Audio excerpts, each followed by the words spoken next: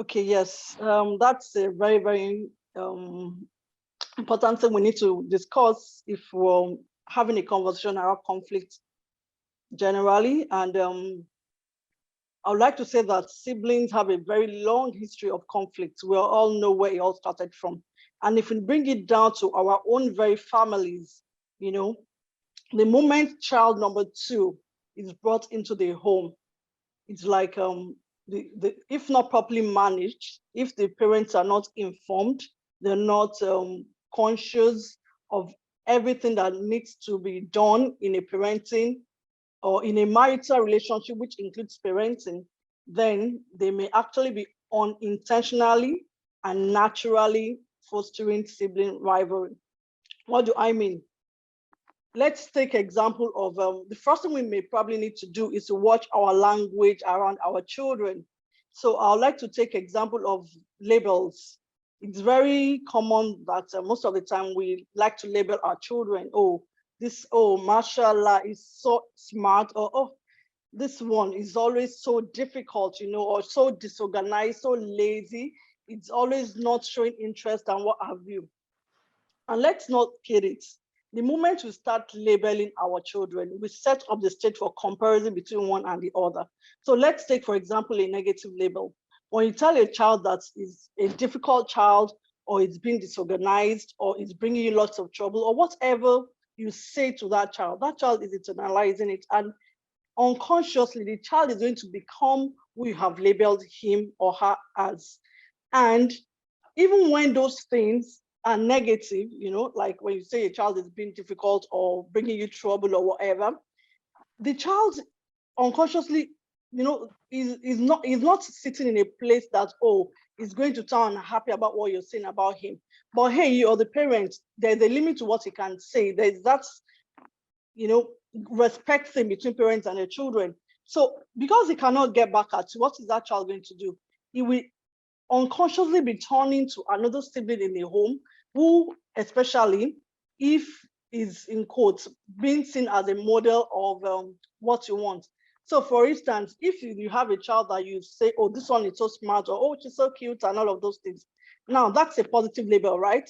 And most of us as parents usually use it with the hope of helping our children build the confidence and encourage them and all of those things.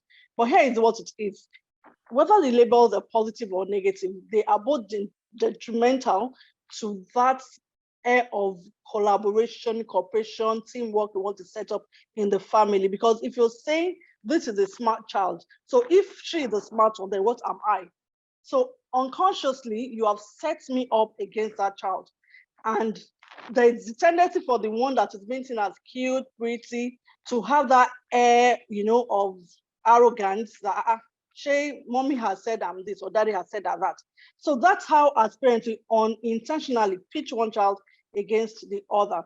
So we need to watch what labels we're using around our children. In fact, we need to drop the labels and rather find ways of using encouraging words, to get the children in the direction we want them to go, and at the same time making time for training. And what do I mean by this?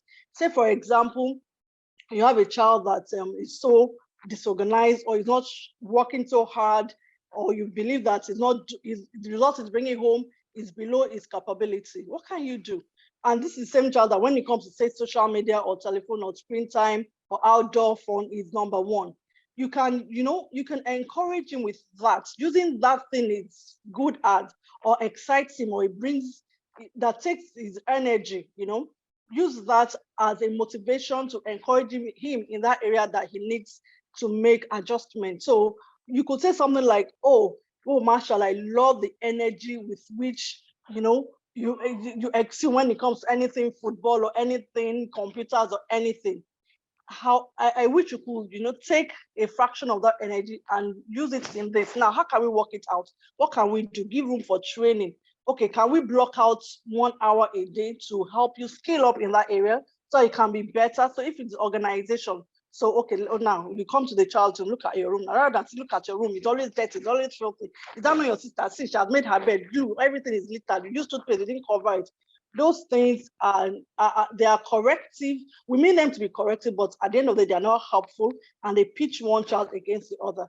So you want to use the okay, you know, the way you stack up whatever the child is doing well, anything that is going well for the child, use that, bring it into that situation. Okay, that same energy you pitch in there, how can you pitch it in here so that you can achieve at least the same goal, so that you know your life can be balanced? What everyone should be striving for is to have that balance. Our lives are like wheels, and you know, when one it's just like the car tire, when one tire is deflated, there's a way the car will be moving. It will not be optimal. What you should be aiming for is to have an optimal or balanced life. So how can you ensure this? You know, taking time for the training, painting the bigger picture for the child without actually pitching one child against the other. So you need to watch the labels we're using. In fact, drop those labels.